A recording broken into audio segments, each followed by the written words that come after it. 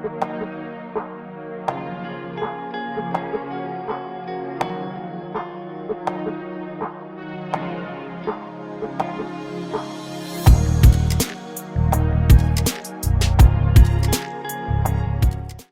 guys, and welcome to Insight with Ojoma Yusuf on Kama TV. What we do in the show is to make sure we educate you, enlighten you, and inform you on trending issues around the society.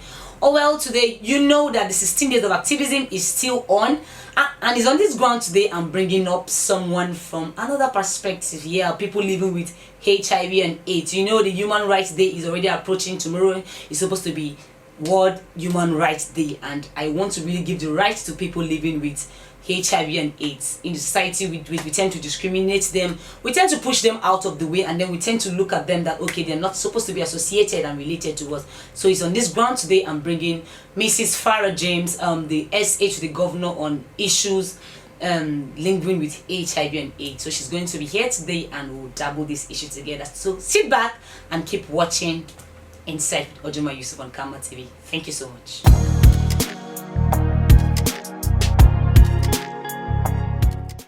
Alright people, you're welcome back from the short break. I just introduced the show and I told you guys that I'll be here with Mrs. Farah James.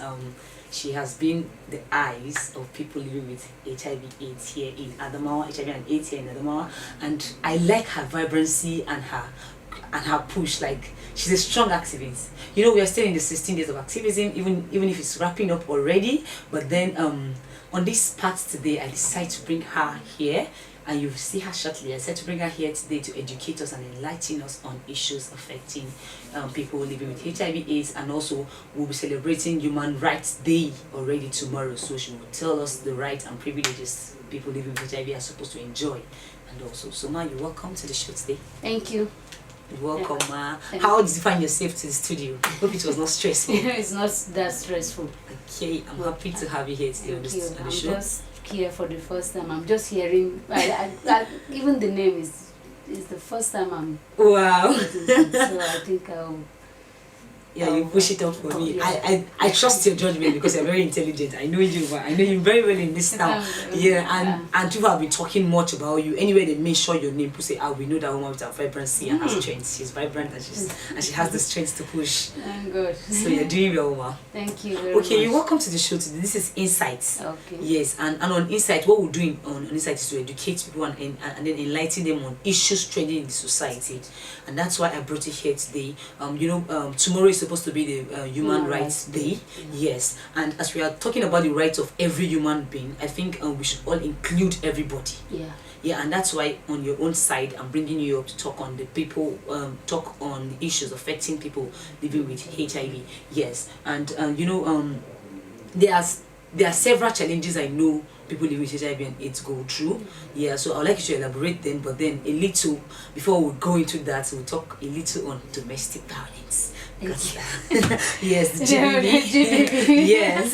Because I know you have one strength here in the States, so I'd like to talk about it a little before. Yeah, as we all know, domestic violence is a violence still that is being practiced at home, or any harmful practice that is being done at home. Domestic is something to do with home. It can be with the husband, wife, or children, or the housemates.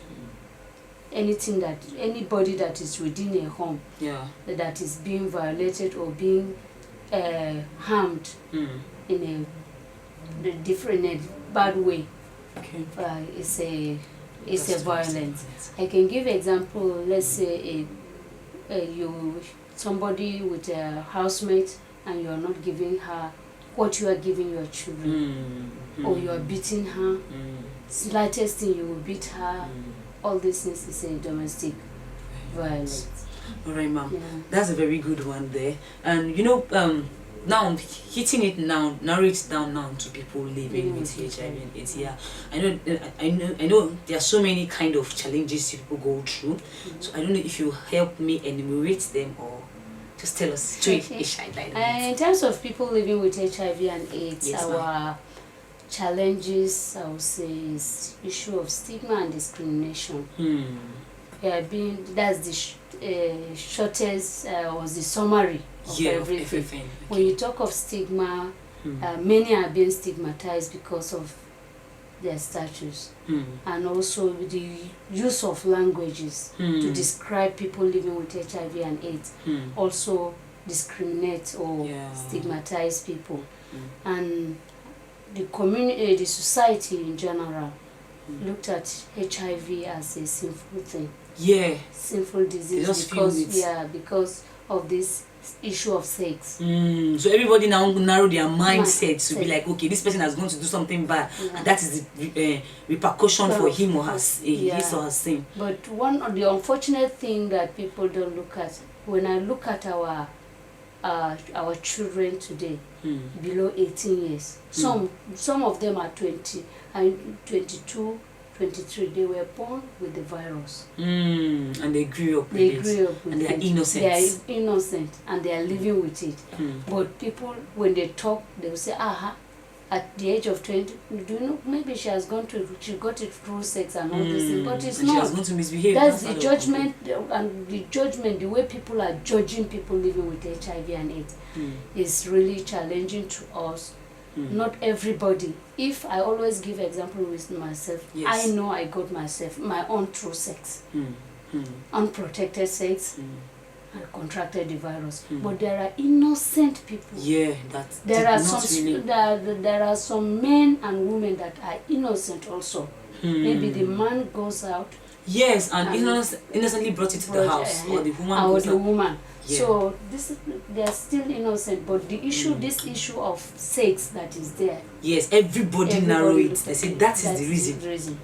Okay, so Ma, can you now help us mention other ways? Because now that you've just made this known now that it is not only on sex, because our society has narrowed it down to that aspect that it's only on sex. So can you actually help us list some ways? Okay, some of the ways are blood transfusion. Okay. Unscreened one. So this one too is an automatic. It has the highest way of giving somebody the virus. So that is one. Two, again, mother to child transmission. The mother that is HIV positive can give her child in 3 ways. When the child is in the womb, when the child during labor, delivery, and breastfeeding. So these are the ways, that 3 ways that the mother can transfer it to the child. Then another one that is minor, is less, is using sharp object on any unsterilized sharp object. Like barbing, nail cutter, razor blades. A sharing of razor blade with somebody that is infected, and there must be a cut and blood before. That's when it can be transferred. So, but it's very minor. But there's a saying that prevention is better than cure. Very true. So, because of that, we say don't use any don't share sharp object with anybody. Parents should not share sharp object with their children. Maybe after buying razor blades and you cut your child's nails or your own, you don't know where that child goes to. That's during play. So the child can bring the virus. So you need to be careful, or the father can do the same thing. So everything should be strictly based on individuals. We're going on a short break and we'll return shortly as we continue on the discussion. Thank you.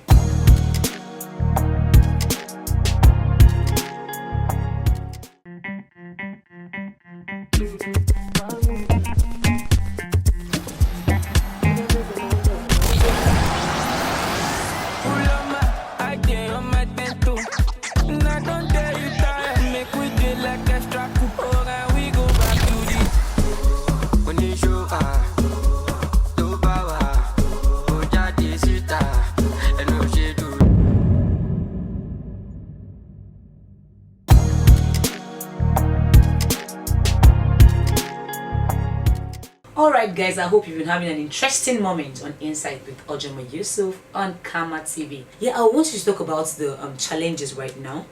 Because I know I know Nigeria, there's always we exaggerate things, and then we don't make those people feeling that And okay, because I have this, I'm not giving the opportunity to do this. So I would like you to explain the challenges you have gone through, or some other persons that you know, because I know you are like their head here, you are like their eyes, and you've been helping them. So I'd like you to enumerate some challenges you feel, and then it's been bugging you people. Okay, we have individual challenges, Yes, ma'am. but more of it is where, as I've started saying, the issue of stigma and discrimination. Yes, ma'am. We have societal stigma and discrimination, and we have individual, that's Okay. self-stigmatization. Okay. So I'll talk on all this. Societal one is when somebody is HIV positive, is being sentenced to like a dead person. People assume you should just die. You should die, or you You'll be secluded. yeah, that one is there, but there's a way of telling somebody that, okay, after all, she runs around, or he is this she type of misbehaves. pick and all these things. So it's the wages of her sin she's taking. They looked at us as sinners Already. Yeah, and that's people think that we don't have anything to do again than also to mix up with us like any other person. Yeah. It's an issue where people are running away from us because we are HIV positive. Well, as said, it's the individual something. As for me, many wants to be with me. I just don't know why. I can testify about that. I just don't know why. I'm knowing you for like 3 years here in this town. Okay. So my life, anywhere, if I happen to be in a place and I call my name, oh, are you the Farah? Oh, thank God, they'll come and hug me. But they have somebody that is HIV positive. And they don't relate with such person like that. When someday will come to me to tell me that this is the reason, I said, yes, love that person. Nothing will happen. Nothing will happen. Because it's because of the love I have from my family that kept me today. And also friends. I've been saying that some friends that I had, my childhood friends, they are not the friends I have now.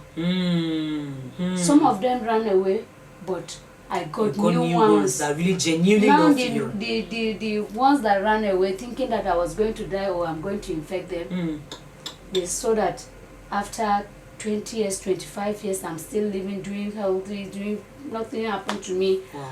Over 30 years, they said, they want to come back. I said, no, your door is closed. Yeah. When I needed you, you ran away. Yes. Thinking that, well, I don't blame them at that time because the stigma was very high. But I'm happy today that I don't face that. But I have people that are facing this right now. Even yesterday, a number was given to me that person was diagnosed HIV positive. He refused to accept and he refused to take drugs. I said, give me his number. Yes, I need to talk to him. So yeah, I called him. Yes, that immediately after some 30-something minutes, I called, I introduced myself, I told him, you know what you have. So he said yes. I said, when I started talking to him, he off the line. I called and called, he refused to pick. The next thing I called, the line was off. He's not even, I think he put me in black list. Wow. That's all. Wow. I can't reach him again. But I want my own to help him. Yes. And so that he should know that you've been living since over years. Marriage. That was when he was diagnosed positive. So there are many women, I can even advise him, the end has not come. No. Please, you can still have a woman that you will marry. Yeah. That is HIV positive will accept you. And to say he has started his drugs early, 6 months, he can marry a negative woman. Yes. Nothing will happen to her. Wow, okay. It's just a matter of medical advices and what they will do, and they will give birth to negative children. That is what I wanted to tell him, to see how we can, because we have so many of our members today that got married. They are HIV positive and the spouse knows that, yes, this person is positive, but she's suppressed, her viral load is suppressed. Okay, that was exactly what I wanted to ask you. Sorry, that's what I wanted to ask. Because some people feel it is not possible for somebody to marry no, it's possible now. Before it was not. But now there's a remedy to it. There's remedy. Our viral, that's the drugs we are taking now is helping suppress the virus. Not that the person doesn't have. Yeah, but the other partner might be prevented. you will be HIV and the babies negative. too might The be children will prevented. be negative. Wow. So there's nothing bad about it. Don't be afraid of marrying somebody. And also, with another challenge we have, the issue of marriage is our religious leaders. They're not helping us. Yeah, that's true. After telling you that I'm HIV positive, my spouse is HIV positive, don't send us for another test. They will say no, they want to, or you should tell them how you contracted the virus. So it's a big challenge to us as members. So it's making us not even to think of going to church or the liman for all this. Joining on they will say, okay, let's have Senford, and they will go back to their house. We'll go on a short break. As we come back, we'll continue on the show.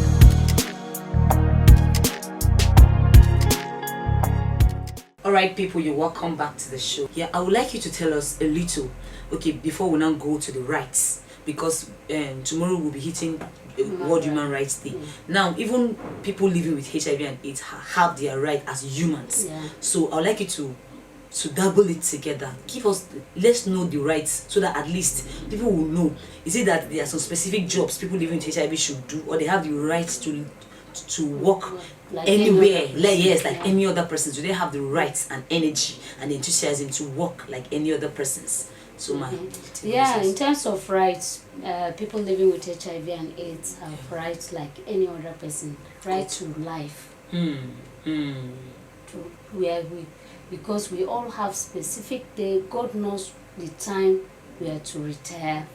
That's to die. Yes. So you don't push us. Many were pushed. And the stigma killed them, not the stigma kills faster than AIDS. That's it. So, but the right still, we have right to movement, right to walk, any walk. We are to decide to say, oh, because of my strength, my immune system, maybe I will not do this. But what normal human being can do, we are human beings too. So we should be allowed to do it. That is why I mentioned the issue of marriage. As far as you can marry somebody with diabetes, and manage that person, so also you can marry somebody with HIV and live with that person. All right, ma'am, that was a very good one. And as we're rounding up already, I would just like you to tell us how many years have you been in this? And and that's a success story. And it's really a success. To date, because I want people to know that malaria can also still kill you. HIV is not the killer. Seriously. So how many died after me, or those that were diagnosed with malaria and all that? Yes, some of them are gone. So I've been with HIV approaching 30 years now, and as I've said, I contracted my own through sex. I got to know my status before I got married. Wow. So the man I married was my boyfriend, was my sexual partner, I would say, by that time. But we accepted. When I was diagnosed positive, I told him, he said he went for tests, both were positive. Where did we get that virus? I can't tell whether it's all I know. I didn't look for the history. Both of us were looking for cure and how we can stop the virus from spreading. That made us to marry so that we can see if we can stop the spread of virus, because we are all youths at that time. Then after that, I gave birth. This issue of mother-to-child transmission prevention of it was not there. My son contracted the virus, and we were not on drugs by then. The drugs were very, very expensive. The drugs that we are receiving free today, it was 150,000 at that time. Wow. So it was not easy. It was not something that we can afford then. By then. So, but gradually it came to 50. Okay, when it was 50, we started getting it somehow. But my husband could not, so he died. And another way he kind of gave up already on himself. So, but from there, you kept pushing. I kept pushing. He gave me 6 months. That's another. He said, "I'm giving you 6 months. After 6 months, tell the whole world that I died with HIV." Wow. But for now, as far as we are alive, don't talk about it. Don't tell anybody.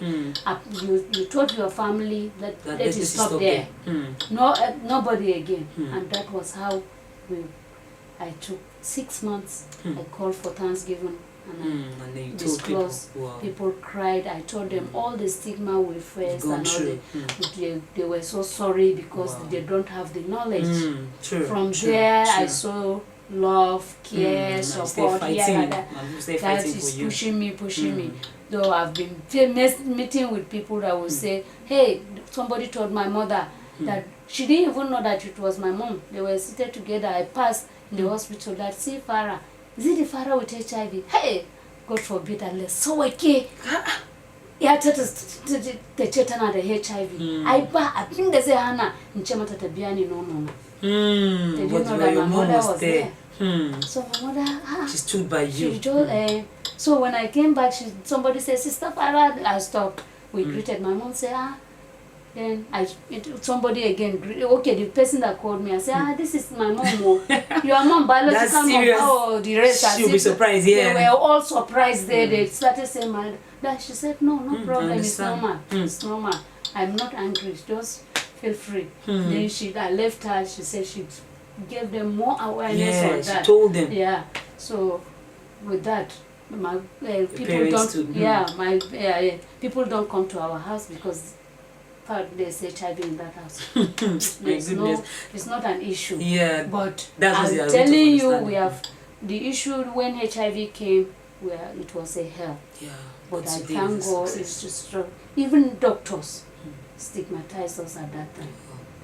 I know so many doctors that they cannot sit the way we sat. They will sit very far and talking to us because they too, I don't blame them.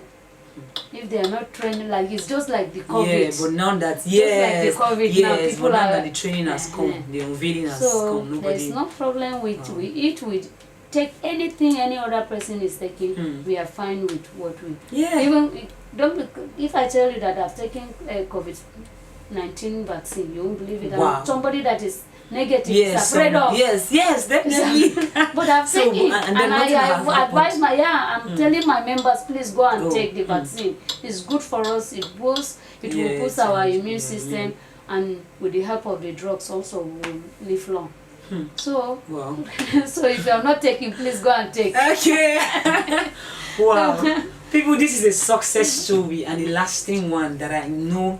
But by the time you come in contact with this, it will teach you a lot. Thank you so much for following us today on the show. Ma'am, thank you so much for making it to the show. And thank you for sharing your success story. And thank you for making people living with HIV and AIDS knows that there's hope for them. And that hope is what you're giving to the people. Thumbs up to you, ma'am. Thank you so much. And people, again, before I wrap up the show, I've been here with Mrs. Farah James, the essay to the governor on HIV and AIDS issue, and we've been talking about the human rights and then everything about HIV AIDS, and she has really educated us on it. She has dished her knowledge and wisdom that she has been equipped with. Thank you so much for coming, ma'am. This is all we can take for the show today. Do join us next time on Inside with Ojoma Yusuf on Kama TV. I love you all. Thank you, and keep watching Kama TV. Bye for now.